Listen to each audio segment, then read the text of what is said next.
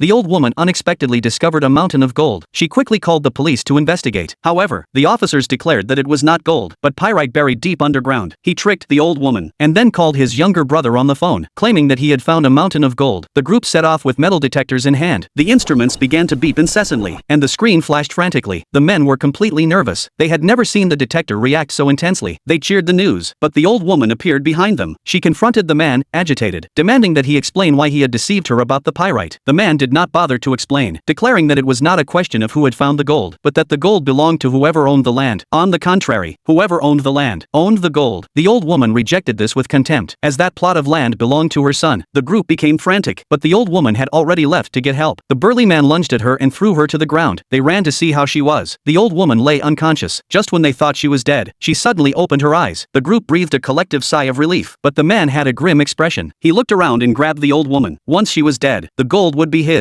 At that moment, the girl's voice was heard, as she had not seen her grandmother for a long time. She and her grandfather had separated to look for her, but her grandfather suddenly silenced her, with the intention of quickly leading her away. He had just witnessed the attack on his grandmother. Faced with their overwhelming numerical superiority, he did not dare to intervene. When the couple tried to leave, the gang approached them. To prevent them from alerting the authorities, they snatched the old man's cell phone. Taking advantage of their distraction, the man tried to take the old man's hunting rifle, but he refused to hand it over. The others began to beat him, and a fierce fight ensued. Suddenly, the rifle accidentally fired, knocking the fat man to the ground. The gang panicked and ran to check on their companion's injuries. Seizing the moment, the old man hurried to take the girl away. However, they were soon pursued. For the girl's safety, the old man decided to separate from her. He wrote a distress message on a piece of paper, telling the girl to take it down the mountain to alert the police. He stayed behind alone, with the intention of distracting the group. Unable to locate the grandfather and granddaughter, they hatched an evil plan. Unbeknownst to them, the old man lay hidden at their feet, listening to their entire plan. Just as the men were leaving, one of them snatched his companion's gun.